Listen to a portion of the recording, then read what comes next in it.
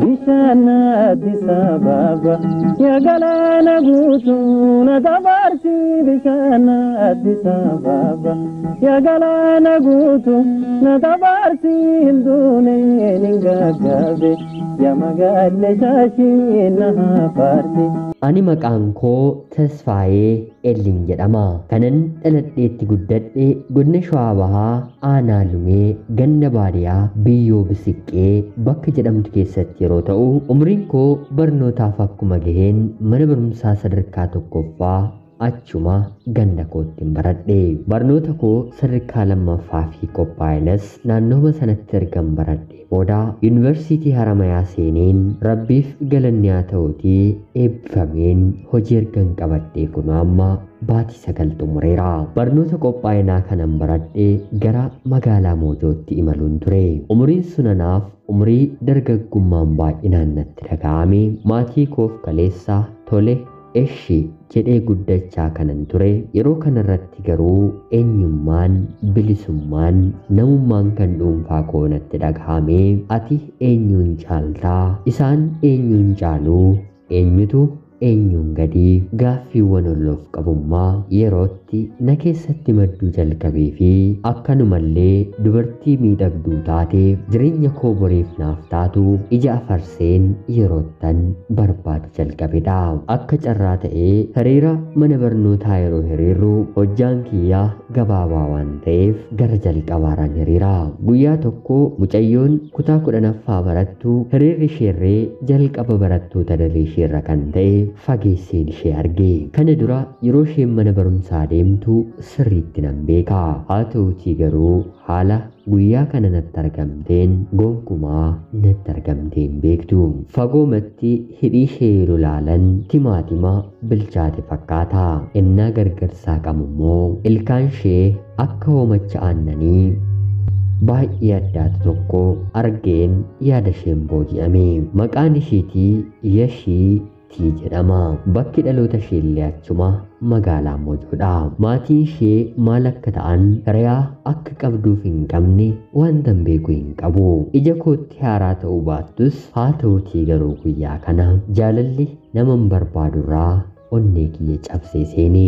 Ani kan hin baradhu qophaa'ina, isheen kan barattu immoo sadarkaa lammaffaa waan ta'eef bara sana manni barumsaa qophaa'inaa fi sadarkaa lammaffaa gargar akka qoodu taasifame. Yeroo kana hubaa jaalala koo otoo isheetti hin himatiin walirraatii gargar baane. Bishana Addis Ababa ya galana guutu na dabarsi Bishana Addis Ababa ya galana guutu na dabarsi hindune ningagabe ya magalle shashi na parti. Haa ta'uutii garuu ani kutaa 11ffaatii gara kutaa 12ffaatti yeroo darbu mucayyoon kunillee qabxiin maatirikii milkaa'ee fi gara mana barnootaa keenyatti dhufte. Ammallee akkuma duraanii baafadheen gaaffii jaalalaa ishee gaafadha otoo hin taane fagoomatti yeroo hundaa ijaan isheen dubbisa. Ilaaleen akka isheen na hin ilaalleef dafeen lafa laalaa. Haala kanaan otoo hin jiru garuu baatii muraasa qofaa baradheen anaan baay'ee na dhukkuba.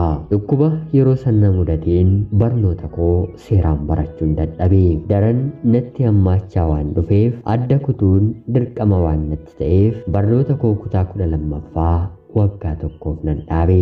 Yeroon sunanaaf jireenya koo keessatti yeroon ittiin qormaata guddaa dabarsedha. Haa ta'uutii garuu bara sattaanu mucaan ani jaalladhe kunillee kutaa 12ffaa yeroo barattu anillee kutaa 12ffaa galmaa'een barachuun eegale. Amma yeroo hundaan ishee argaa. Jaalalli koollee guyyaadhaa gara guyyaatti itti jabaachaa dhufe. Ol jedhee gaafachuu garuu baay'een qaanfadha. Arguuma kootti garuu gammachuu guddaatu na keessatti uumama. Yashiin intala simboo qabeettiidha. Barattoota hunda keessaa adda taatee baay'ee bareeddi. Keessumaayyuu gara ilkaan ishee fi akkaataa kolfa ishee nama sirriitti ilaalee hubateef biliqqisee mawayiidha. Yeroo hunda mooraa keessatti argadhus arguun koo gammachuu naaf kalaqus akkanumallee dhiphina of keessaa hin dhabne. Akkan jaalladhu baasee gaafachuu baay'een sodaadha. Hiriyyummaa akkanaaf nama naaf malu hiriyaa dhiiraallee hin qabu. Haa ta'uutii garuu guyyaa tokko kan Rabbi haala naaf mijeessu anis mucayyoon kunis laayibrarii keessa teenyee dubbisaa jirra. Jalqaba laayibrarii sana kan seene ana, lammata irratti immoo kan dhufe isheedha. Dhuftee kitaaba dubbistu qabattee fuuldura kiyya teesse. Yeroo kanatti kallacha toon taane hateen ija ishee keessa ilaala. Yaadni koo walitti naaf qabamu waan dideef erga isheen laayibrarii seenterraatii kaasee dubbisuu dadhabeen suutuma suuta ol jedheen ishee ilaala. Hattuun yoo baay'iste ni qabamti mitiire irra deddeebisee al hedduu yeroon ishee ilaalu takkaa garuu ol jettee na qabatte. Iji lamaan keenyaa walirra bu'ee maali yaa obboleessaa rakkoon jiramoo jettee waraqata xiqqoo tokko irratti barreessitee naaf ergite. Anillee lakki rakkoon hin jiru akkanumaa fi jedhee isheettiin deebise. Haasoon waraqaa keenya sanaa akka nama toora feesbuukiitiin miiseejii waliif barreessu qayyabachuu barnootaa dhiisnee wal baruutti jijjiirame. Bishaan Addis Ababa galaana guutuu na dabarsi. Bishaan Addis Ababa galaana guutuu na dabarsi. Hinduuneen hin gaggaabe yaa magaalee shaashii na hafaarti. Guyyaa kanas haala kanaan walirraa adda baanee anis mana kootti isheenis gara mana isheetti galte. Guyyaa kana gammachuu hin gammade akkana jedhee isinitti himuu hin danda'u. Baay'ee natti tole, keessa kiyyan jaalladhe. Uumamuun koo adda na taasise. Halkan bitaa mirgatti galagaluun galgala sana gammachuudhaan abjuu nama bohaarsu argaa halkan sanan xumure. Erga sanaa booddees walitti siquu jalqabne.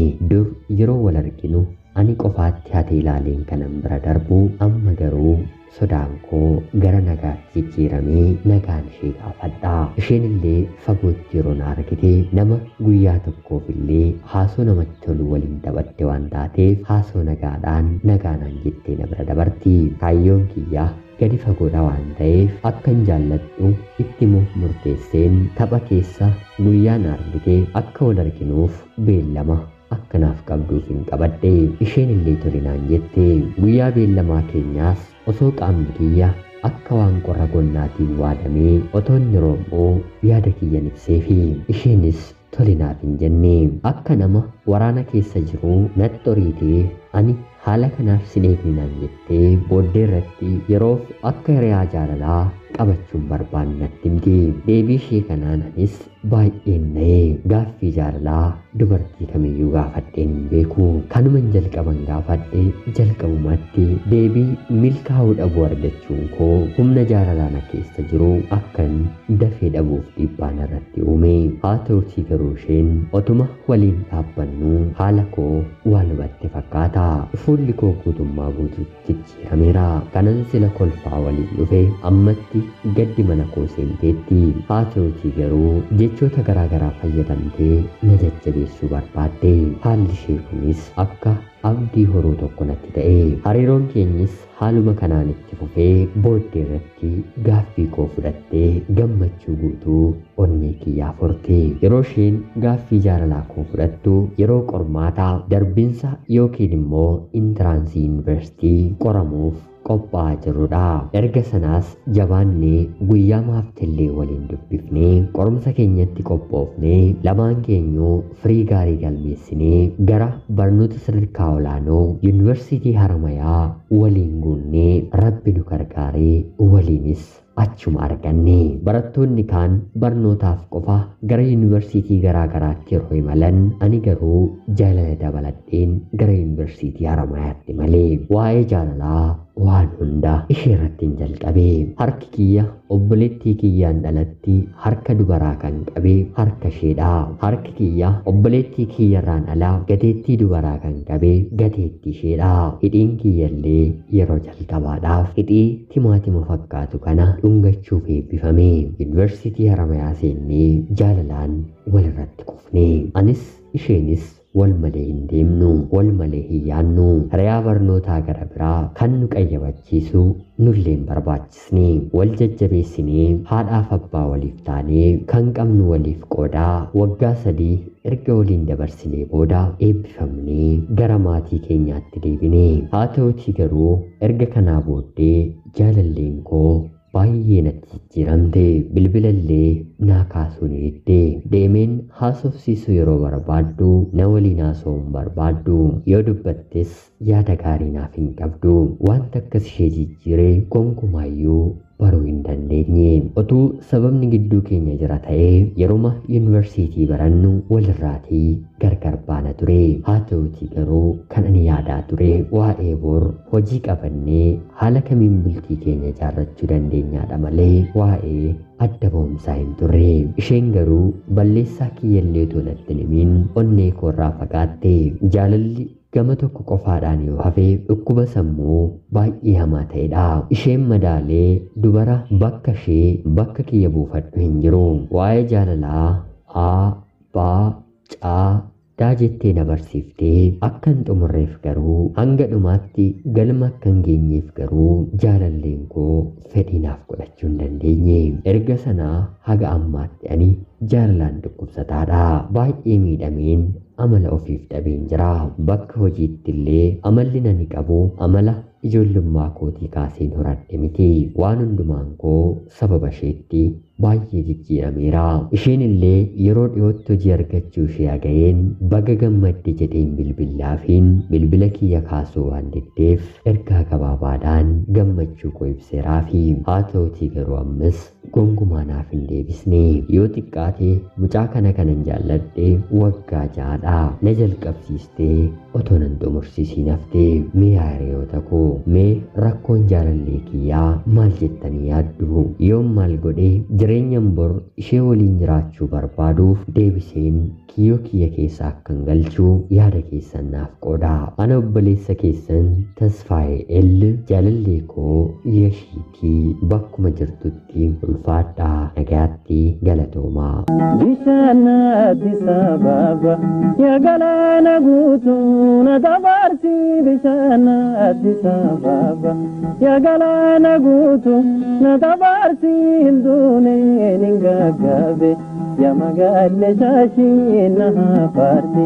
Yooyaa shamaa akkam jirtu kabajamtootaaf hordoftoota qophii Oromiyaa 24. Nagaaf jaalalli tokkummaan bakka jirtan hundaatti hunda keessaniif yaa ta'u jecha guyyaa har'aallee xalayaa obboleessi keenyi Tasfaayeen nuuf ergeessiniif dubbiseen hin ka'a. Akkasin irraa barattaniif hubannoo cimaa ta'e tokko irraa argattan humaa shakkii tokko illee hin qabu. Obboleessa keenya ergaa kee kana nuuf qooduu keetiif guddaa galatoomni siin jecha kabajamtootaaf hordoftoonni qophii Oromiyaa 24 meetarii yoo hubachuu kan dandeessan ta'e dubartiin tokko jaalala dhiira waliin jalqabde waggaa dheeraallee erga waliin turtee booda yoo maal ishee mudate jaalalli isheerraa adda ba'uu akka dandeessu sababoota beektan barreessaa fi jecha qophiin sa'aatii kanaaf siniif qabaddeen dhiyaadde kanuma fakkaatti. Haga yoonaatti na dhaggeeffachaa waan turtaniitiif guddaa galatoomaa isiniin jechuun barbaada. Laayikii fi sheer gochuun illee akka na deeggartan kabajaan isiniin gaafadha. Akkanumallee namoonni chaanalee keenyaaf haaraa taatan anaa dhufu kun Oromiyaa 24 guyyaa guyyaatiin xalayaa jaalalaa fi seenaa jireenyaa nama barsiisuu bashannansiisuu danda'u isiniif qabattee waan dhiyaattuuf isinillee sabskiraayib gochuun maatii keenya